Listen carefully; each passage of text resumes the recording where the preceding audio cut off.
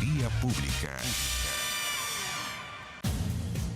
¿Cómo están ustedes? Muy buenas noches. Bienvenidos a Vía Pública. El Talibán dio a conocer este martes su primera rueda de prensa frente a los medios afganos y han asegurado que no buscan venganza y que se centrarán en la recuperación económica del país.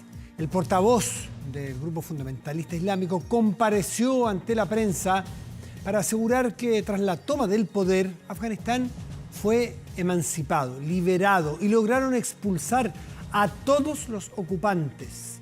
Sabiullah Mujahid, más o menos, me da la impresión de que no debe estar muy bien pronunciado, pero es casi textual como sale, dice que durante décadas fue la voz tras los videos y los comunicados de los talibán. Señaló que han dado la amnistía a todos los opositores. Aclararon que, aunque su intención no es continuar la guerra, sí quieren eliminar todas las ideas del gobierno anterior, de Ghani, a quien acusan de haber dejado a la ciudad sin seguridad tras la huida del presidente, justamente Ashraf Ghani. Permitirán que la prensa funcione libremente. De hecho, hoy hubo un grupo de mujeres periodistas que salió a trabajar sin la burka, sin taparse la cara. Una acción de dignidad, algunos dirán de desafío temerario, pero bueno, ellos estiman o ellas estiman que esa es la forma que deben empujar sus derechos ganados legítimamente durante los últimos años. Bueno, podrá funcionar la prensa libremente mientras que no ataquen o critiquen a los talibanes. Es parecido a la ley que hoy día promulgó el régimen cubano, que prohíbe cualquier crítica por internet, pero en fin. Bueno, sobre los derechos de las mujeres aseguraron que como Emirato Islámico, que eso es lo que quiere armar el talibán allí, considerarán los derechos que otorga la Sharia, que es la ley islámica, es la Sharia, que es la versión más radical de la ley musulmana. Hay algunos que dicen que tienen alguna esperanza de que el grupo talibán, de que de alguna manera busque, de hecho ayer tuvo reuniones en Doha, Qatar, el general McKinsey del ejército norteamericano con el grupo talibán, porque la búsqueda de amistarse con el mundo, porque el grupo talibán necesita inversión, necesita levantar un país y que no cometerían, dicen algunos más optimistas, el mismo error que cometieron antes del 2001 cuando entró en la invasión norteamericana y que ahora querrían hacer un gobierno un poco más permisivo, un poco más abierto. Además, hay que considerar que en 20 años de ocupación norteamericana hubo más occidentalización, hubo más modernización, la gente tiene teléfonos inteligentes, tiene acceso a Twitter, a las redes sociales. Va a ser más difícil probablemente sojuzgar, reprimir, prohibir que la gente se comunique y que no alegue eventualmente o intente hacerlo por los beneficios que había obtenido de la modernidad, más liberales si se quiere. Entonces va a haber una tensión allí y en una de esas el grupo musulmán intenta abrir un poco más el espacio de libertad. Algunos dicen que es absolutamente inocente pensar que el talibán va a seguir siendo el talibán y que la Sharia será la ley que mande de principio a fin. Vamos a la mesa de conversación.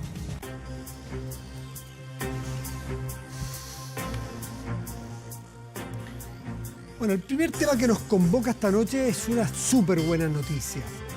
Es una noticia que para mucha gente es invisible su sentido. No lo entenderán muy bien por qué, de dónde viene. Podrán decir es una buena ley, pero claro, es que quien no ha vivido esto no entiende lo importante que es. Es una ley empática, es una ley que se pone en los zapatos de esos padres y madres que han perdido un hijo o una hija en periodo de gestación. Entiendo que había una suerte de limbo, había una cosa del nonato, había una cosa de los permisos de duelo, por ejemplo. Quedaban prácticamente al arbitrio de un empleador o de la persona que tuviera la posibilidad de tomarse unos días para hacer el duelo de su ser querido perdido. Parecía que un hijo en gestación perdido no fuese un hijo para algunos, o en la legislación, y por Dios, para las familias que lo han vivido, es un hijo como tal, como cualquier otro de sus hijos. Bueno, la ley Dominga es una ley que ya entiendo que superó ya todo el proceso legislativo, en la tramitación legislativa y que ya está pronta a ser ley. Vamos a conversar con Marcela Sabat, senadora de Renovación Nacional, para conversar sobre este tema. Marcela, buenas noches, ¿cómo estás? Buenas noches, Matías. Muy bien, ¿y tú? Muy bien. Yo explicaba que tengo la impresión, yo no conozco exactamente cuáles son los términos legales que operan en un caso en que una familia tenga la desgracia de perder un hijo en periodo de gestación, pero tengo entendido que hay un limbo enorme de un montón de cosas no reguladas, entre ellos el duelo, por ejemplo, ¿no? Y esta ley viene a hacerse cargo de esto como la pérdida de un ser querido, de un hijo o hija. Sí, efectivamente lo que buscamos con esta ley es poder generar un protocolo que establezca un reglamento, un proceder uniforme en todos los hospitales, en todos los establecimientos de salud de Chile. Hoy día, lamentablemente, los protocolos son distintos en todos los hospitales y claramente en los hospitales públicos el trato no es digno y parece muy extraño tener que estar legislando sobre dignidad, sobre humanidad, sobre empatía, pero es eso finalmente lo que estamos haciendo con este proyecto.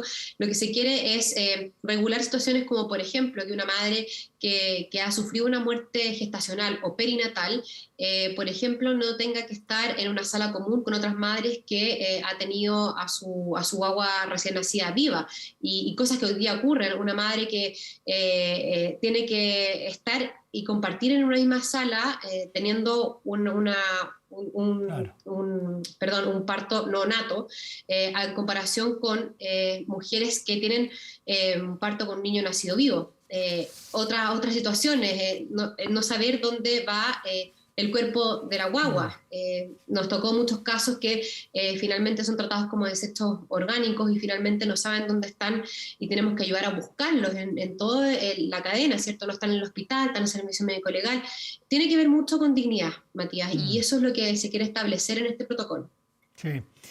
Y qué curioso, ¿de dónde sale esta idea? Es el caso de Dominga, una guagüita que pierde, ¿no es cierto?, una persona y que se transforma en un caso icónico, pero ¿de dónde viene la idea de que a alguien le haga sentido y que empiece, voy a decirlo de manera bien brutal, a correr la bola de que esto en realidad es un tema? Y que no es un tema aislado Sí, de una familia u otra, sino que hagámonos cargo de que este es un tema social, nacional, real. sí, me pasó de la tramitación y yo creo que a todos los que participamos en este proyecto, porque es un proyecto transversal políticamente hablando, pero que nace justamente de un caso que empieza a generar como una ola de nieve, ¿cierto? Esta preocupación de la sociedad civil. Muchas mujeres, muchas organizaciones de madres preocupadas de esto, de cada 4 mujeres una vive una pérdida gestacional o perinatal. Y uno se da cuenta que en forma transversal, sin importar de dónde uno esté, hay fallas en el sistema de trato, de duelo. El mismo personal de salud no conoce, no tiene una capacitación de cómo tratar a la familia y a la madre que está sufriendo esta muerte gestacional. Ellas mismas nos decían, y quienes hemos vivido esta situación, no hemos perdido nada, no estamos sufriendo una pérdida, estamos sufriendo una muerte perinatal, que se hace la diferenciación cuando es gestacional hasta las 24 semanas y luego desde las 24 semanas adelante hasta el primer mes de vida que sea perinatal. Y por lo tanto, en ambas situaciones son protocolos necesarios distintos, desde entregarle información a la madre si es que puede despedirse, si es que no puede despedirse del feto o de la guagua, o si particularmente puede también tener una ceremonia fúnebre. Son situaciones que pueden sonar como muy cotidianas o como muy sin importancia, pero al minuto que nosotros lo llevamos a un debate legislativo, llevamos también el dolor de muchísimas familias a este debate legislativo. Y muchos senadores me decían, de alguna otra manera me hiciste conocer un drama que nosotros tenemos muy cerca, pero que nadie lo conversa. Entonces también estamos generando una conversación en las familias y en muchas mujeres que nunca se atrevieron a contarlo. Es un tema importante para el Estado de Chile porque se hace cargo de la contención y de un tratamiento digno, pero también es importante para la sociedad, como chilenos y chilenas, que empecemos a conversar de estos temas y que no se genere una culpabilidad o un silencio que finalmente es muy doloroso para la madre que lo lleva y para la familia también, que no se atreve a conversarlo. Mm. Sí, Dominga, la ley Dominga viene o sea, el nombre de la ley viene de Dominga, que es justamente una bobita que murió en periodo de gestación y sus padres, lo hacemos aquí para hacerle el homenaje, ¿no es cierto? Araceli Brito y Sí. Maximiliano González, que de allí nace, logran que alguien empatice, que se eche a andar la bolita y que termine siendo un tema nacional y legislado. Marcela Sabat, ¿qué pasa en el caso, por ejemplo, de una guaguita que muere en estas circunstancias antes del parto para, por ejemplo, inscripción civil? ¿Es un NN? ¿Así era? ¿Cómo va a ser? ¿O ya eso estaba regulado? Cuéntame. Sí, antes eso no existía, pero gracias a una regulación y una norma que establecimos ya hace más de un año, un poco más diría yo, hace más de 2 años, está la norma de Tu nombre es mi recuerdo, que establece que los niños después de una cantidad de semanas, o sea, las guaguas, digamos, pueden inscribirse en la libreta de familia incluso y se puede reconocer su existencia. Hubo aquí claramente un choque en términos como de conceptos legislativos, pero se superó al entender que hay muchas madres que tienen esta necesidad de reconocer a esta guagua como un hijo que existió y que de alguna otra manera la sociedad los invisibilizaba. Mucho tiene que ver también con la otra parte del proyecto de Ley Dominga, que establece también un permiso Eso. de 6 días para las muertes gestacionales o perinatales y de 10 días para las personas quienes han sufrido la muerte de un hijo nacido vivo. Y también es muy importante, Matías, porque la normalidad de los casos, y lamentablemente está dentro de lo normal, es que las madres abortaban o sufrían un legrado o estaban en proceso de aborto y tenían que seguir yendo a trabajar, porque además en términos sociales es muy difícil o no está uno acostumbrado a contar que está embarazada antes de los 3 meses y las pérdidas lamentablemente gestacionales ocurren dentro de esa primera etapa. Por lo tanto, también reconocemos en la sociedad, en términos laborales, una mujer trabajadora que tiene la necesidad de un duelo. Creemos que claramente el tiempo no va a ser necesario para superar ese duelo, pero sí al menos para el reconocimiento de que esa mujer y esa familia, porque es una contención para la familia, finalmente necesita ese espacio para poder reconocer esta muerte. ¿Este permiso, Marcela, es para madre y padre? ¿Y de qué plazo? Para madre y padre de 6 días para una muerte gestacional o perinatal y reconocen 10 días para las madres que han sufrido la muerte de un hijo nacido vivo. Y déjame aprovechar el espacio porque creo que esto tiene mucho que ver con lo que hoy día estamos tratando también con la ley Mila, un proyecto que hoy día en el mismo espacio legislativo pasa a tercer trámite legislativo también y tiene que ver con empatía, tiene que ver con humanidad y tiene que ver con el derecho que le estamos garantizando a los niños y a las niñas hospitalizadas de poder ser acompañadas las 24 horas por sus padres, cosa que hoy día lamentablemente no ocurre. Es otra ley que casualmente se reúne en el mismo espacio legislativo, pero que además reúne una causa de muchas madres que hoy día están alzando la voz, que antes quizás no tenían la misma voz activa, pero que hoy día están diciendo, estos son mis derechos, nos estamos pidiendo un favor. Y es una realidad que creemos que es muy importante que hoy día se esté informando en estos espacios. Hoy día por la contingencia política, lamentablemente, estos proyectos quedan un poquito como subterráneos, ¿cierto? Pero las madres han sabido hacer valer estos derechos y generar esto como efectivamente un espacio de exigencia y no un espacio de buena voluntad. Marcela, ¿desde qué mes o de qué periodo de la gestación es considerada este feto un sujeto de este derecho, de este nuevo derecho o su familia? Como te mencionaba al inicio, aquí se hace una división entre muerte gestacional y muerte perinatal. La muerte gestacional es desde que la madre entiende que está embarazada porque lo supo, está en conocimiento, hasta la semana 24. Y luego de la semana 24 hasta el primer mes de vida se entiende que es una muerte perinatal. Estas dos muertes hoy día están reconocidas para poder generar un protocolo y un duelo, en el fondo reconocido tanto en el sistema público y privado, en cualquier establecimiento, digamos, de salud, pero también en este permiso que aparece en el Código del Trabajo y que estimamos es muy necesario para que las familias puedan también ejercer este duelo. Perfecto. Entonces, está claro y ya va a ser ley, ya entiendo, ya pasó todos los trámites legislativos, hace falta sencillamente que se tome razón. Ahora el proceso de promulgación, claro. Marcela Sabat, muchísimas gracias por esta conversación esta noche. Muchísimas gracias a ustedes por el espacio. Buenas noches. Que esté muy bien, buenas noches. Hacemos una pausa y ya volvemos. Espérenos.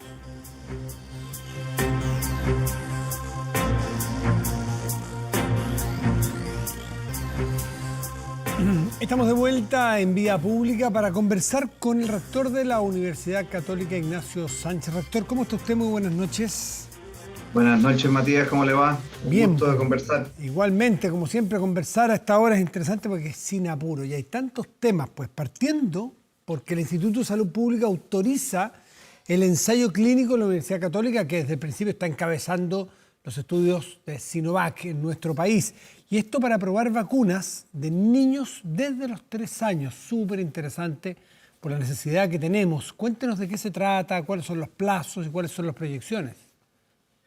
Bueno, Matías, yo creo que es muy importante este estudio porque al igual que el estudio en adultos que permitió tener información muy importante de la respuesta inmunológica en personas mayores de 60 años, que se conocía muy poco en el mundo, y que abrió puertas a la campaña de vacunación masiva en nuestro país.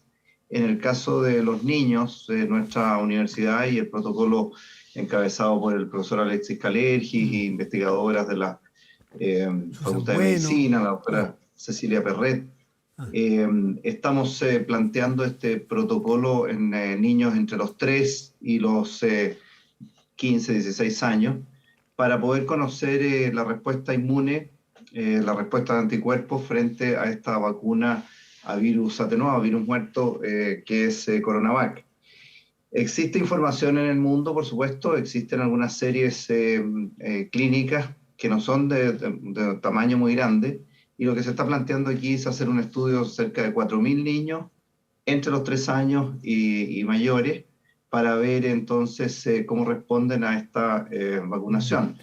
Esperamos, como dices, ha sido aprobado por el Instituto de Salud Pública, esperamos comenzar el enrolamiento el 27 de agosto, ese fin de mes, para enrolar voluntarios, y vamos a ir dando la información al ISP, al Ministerio de Salud, en la medida que vamos teniendo las respuestas. Por lo tanto, al mes, a los 2 meses, a los 3 meses, vamos a poder ir dando respuestas del comportamiento de los voluntarios.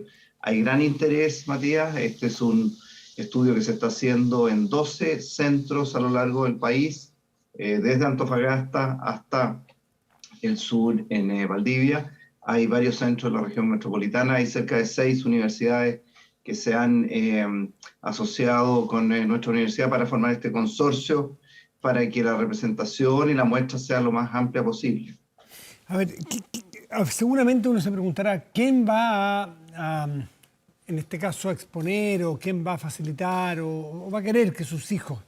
Pero entonces para eso hay que darle la tranquilidad, primero que es una vacuna que ya se ponen muchas personas en el mundo, por millones. Y usted entiendo que esbozó la idea de que ya se han hecho algunas pruebas menores, pero en otras partes del mundo. Chile no va a ser pionero en esto, ¿no? No, claro. Hay series que incluyen 300, 500 voluntarios de distintas edades. Esta va a ser la serie más grande, que va a tener niños entre los 3 y los 5 años, entre los 5 y los 7, segmentados hombres, mujeres, etc. Pero es muy importante la pregunta porque las vacunas a virus atenuados se emplean como el sarampión y otras se emplean hace muchísimos años en el mundo. La vacuna con Coronavac, dentro de todas las vacunas, es la que ha demostrado en millones de dosis puestas en adultos y en adolescentes la respuesta más baja en efectos adversos. Por lo tanto, estamos bastante tranquilos. Ha pasado por todos los comités de ética, por todos los comités de tipo científico y clínico. Por lo tanto, estamos muy seguros de que el protocolo que se va a plantear es de gran calidad y de gran seguridad. Por supuesto, en estas series clínicas, igual que en adultos, hay un control de los voluntarios, hay un seguimiento, está todo muy bien estandarizado, pero tenemos la experiencia, hemos visto cómo ha respondido esta vacuna, y creemos también, Matías, que es un gran aporte para el país y para la región y el mundo, porque este grupo entre los 3 y los 12 años hoy día no tiene ninguna vacuna validada en nuestro país, y en muy pocos países del mundo que la tiene validada, y es un reservorio muy importante de personas, niños que pueden mantener activa la infección, y por lo tanto hay que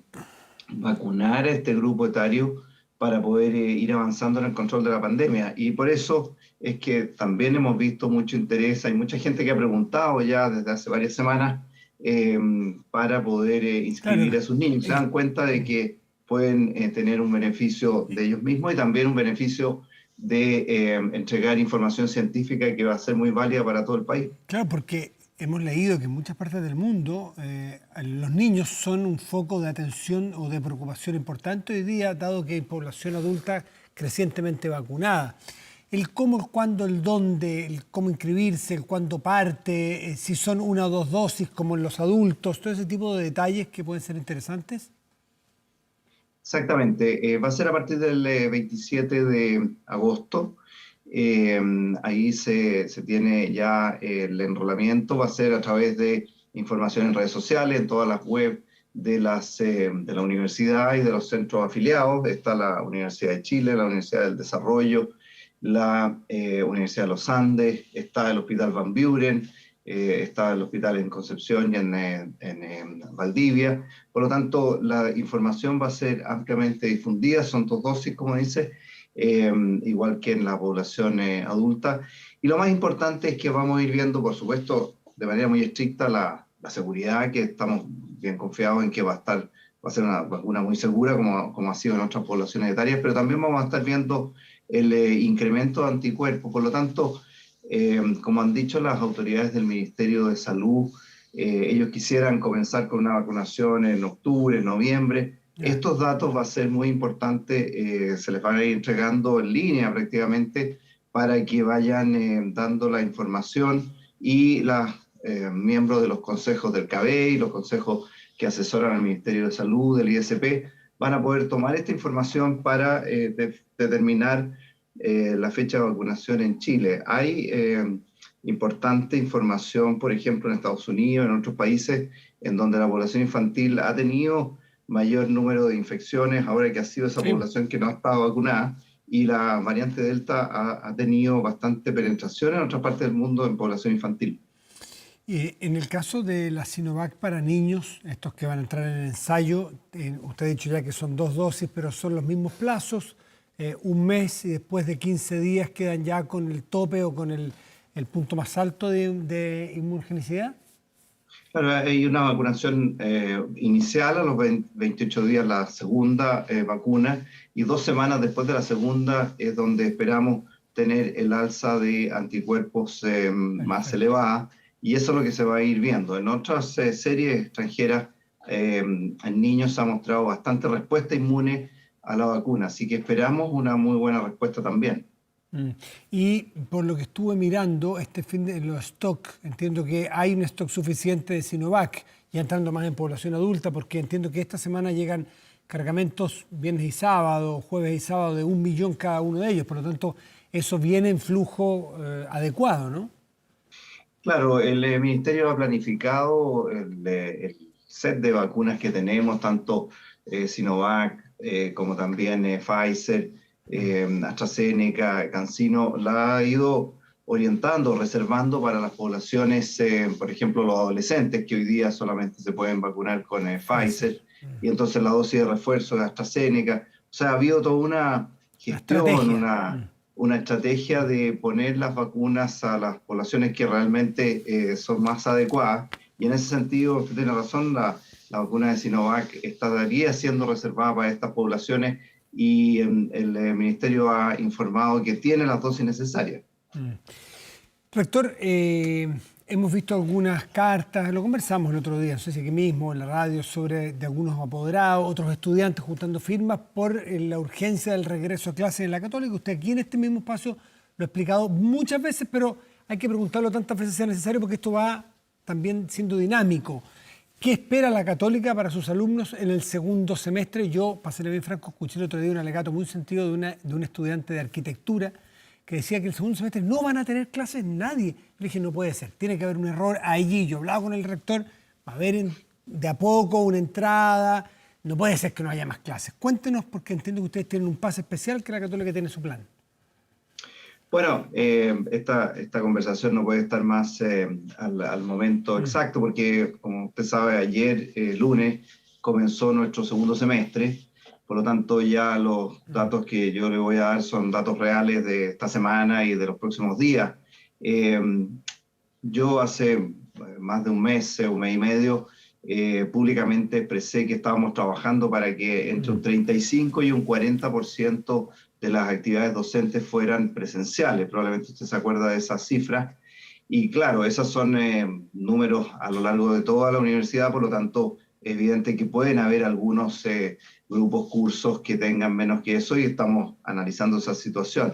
Lo que sí le puedo decir hoy día es que a partir de ayer superamos el 50% de actividades presenciales, o 52% para ser exacto. Eso significa que hay cursos que son o completamente presenciales o con actividades presenciales o con actividades híbridas en donde hay estudiantes en la sala y otros que están por vía remota.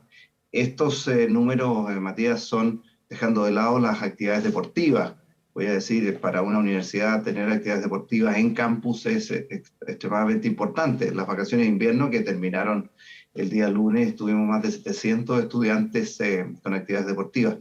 Entonces tenemos efectivamente la validación del pase movilidad UC, que es poner el pase movilidad nacional. Ayer, solamente ayer, cerca de 7.000 estudiantes validaron su pase movilidad.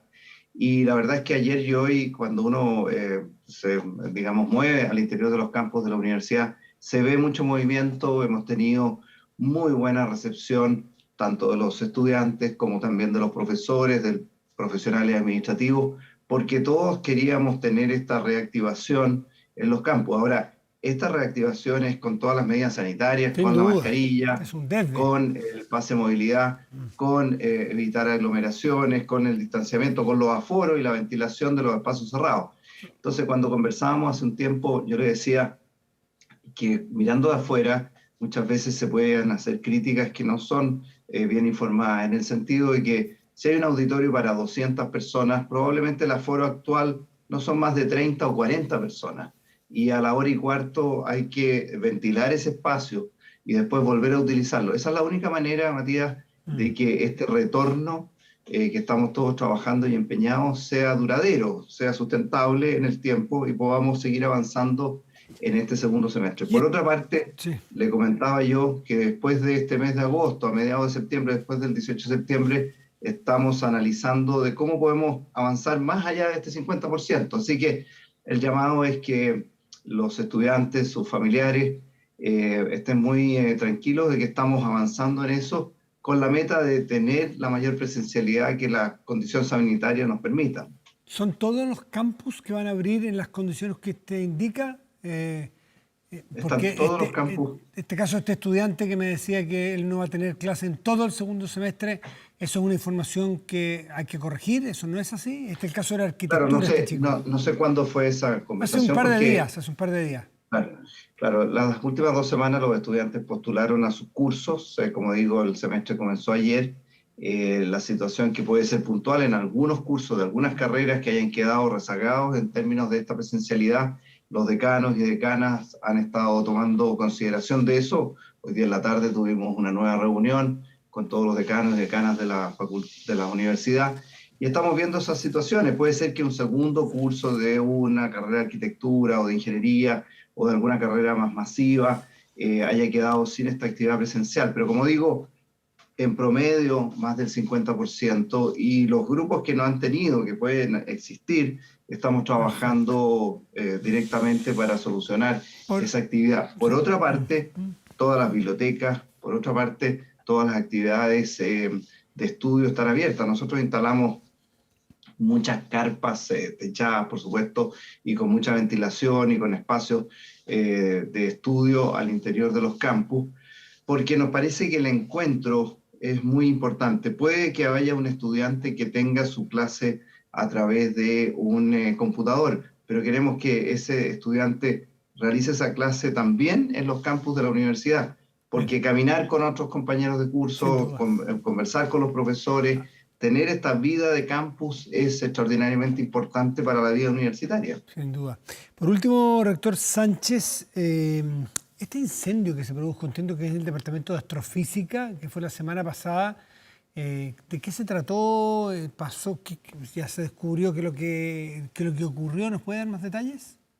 Sí, claro, fue una situación muy lamentable que alrededor de las 9 de la noche nos informaron que había habido una especie de comillas de cortocircuito, no sabíamos cuál era la causa, y que rápidamente se desarrolló un incendio en un segundo piso del departamento o el Instituto de Astrofísica de la Facultad de Física. Era una zona de oficinas de profesores jóvenes y postdoctorados. Finalmente la causa fue una especie de grupo de servidores computacionales que estaban en una oficina, que se produjo un cortocircuito y se desarrolló el incendio. Yo he dicho que el incendio fue muy rápidamente difundido, pero rápidamente llegaron bomberos, se pudo controlar. Se quemó completamente un segundo piso, son cerca de 450 metros cuadrados, damnificó a cerca de 60 personas, pero rápidamente pudimos reubicarlos en distintas áreas de la universidad y vamos en los próximos meses a recuperar esa zona perdida. Por suerte no tuvimos grandes pérdidas en términos de laboratorio. Sí, por supuesto, información personal de muchas de estas personas. Mucho de eso está en la nube hoy día. Respaldado en la nube. Sí. Otras cosas personales, por supuesto, se perdieron, pero el espíritu, el ánimo de toda la comunidad ha sido de mucha solidaridad. Quiero destacar, Matías, no solamente interna, también recibí esa noche, al día siguiente, el llamado y la solidaridad de muchos rectores de muchas universidades, de autoridades también del ministerio, para conocer la situación. Así que también hice un reconocimiento muy especial al cuerpo de bomberos, porque creo que la labor que realizaron fue extraordinaria y vuelvo a agradecer públicamente su apoyo. Rector Ignacio Sánchez, como siempre, muchas gracias por conversar con nosotros. Que esté muy bien. Muchas gracias, Matías. Buenas noches. Buenas noches. Hacemos una pausa y ya volvemos. Espérenos.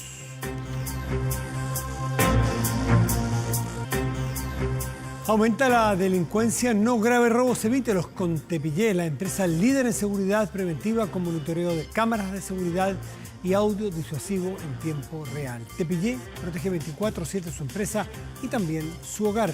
No sea usted la próxima víctima y contrátelos en tepillé.cl. Vamos a la pantalla principal de nuestro estudio y revisamos nuestro portal de noticias. En 24horas.cl recogemos los distintos contenidos que se han producido en las distintas plataformas de TVN. Y hoy tiene que ver con el IFE laboral. ¿Qué tipo de contrato se considera para postular a este IFE laboral? Es decir, este incentivo al contrato, a la formalización del empleo. Más detalles, 24horas.cl. Pausa y volvemos, espérenos. Ya de vuelta aquí en Vía Pública, revisamos el informe del tiempo. En este momento estamos muy pendientes porque se anuncian lluvias. Bueno, pero a ver, en este momento 13 grados con 9 décimas. Esto es muy templado para lo que solemos ver a esta hora, ¿no? En la región metropolitana, el cielo está nublado. Creo que son buenos indicadores de que puede venir la lluvia. Veamos mañana y pasado en esta región, mire, aquí está la verdad, la milanesa. Chubascos para mañana miércoles, 14 de máxima probable. Y para el jueves, chubascos, 13 de máxima probable. Hay algunos sitios especializados que hablan de 20 a 30 de 20 miligramos de ¿cuántos se miden en la lluvia? Se me acaba de ir. Milímetros, muchísimas gracias por la ayuda. Y estamos esperando con muchas ansias lluvia porque la verdad que este año es horrible. Vamos a otras regiones del país. San Pedro, en la región de Antofagasta, esto es San Pedro de Atacama, tendrá cielo despejado y 26 grados de máxima probable. Temuco, en la Araucanía, tormenta, eso queremos. Tormenta, 13 grados de máxima. Tormenta invernal que todavía estamos. Bueno, lo que escuchamos de fondo es la banda estadounidense The Killers y tiene disco nuevo, Pressure Machine, un álbum sobre el pequeño pueblo donde creció su vocalista Brandon Flowers. Se trata del séptimo trabajo de estudio de esta agrupación, disco que se grabó como continuación del Imploding de Mirage, el aclamado proyecto publicado en 2020 cuya promoción quedó en punto muerto debido a la pandemia de la COVID-19, como tantos otros proyectos de tantas personas en el mundo. Para mayo de 2022, la banda volverá con una gira que comenzará en los Estados Unidos y recorrerá una decena de países. Con la música de The Killers, despedimos Vía Pública de hoy. Muy buenas noches y gracias por venir.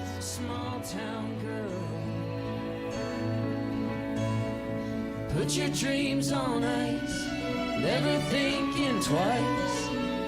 some you'll surely forget, some that you never will. There was a promise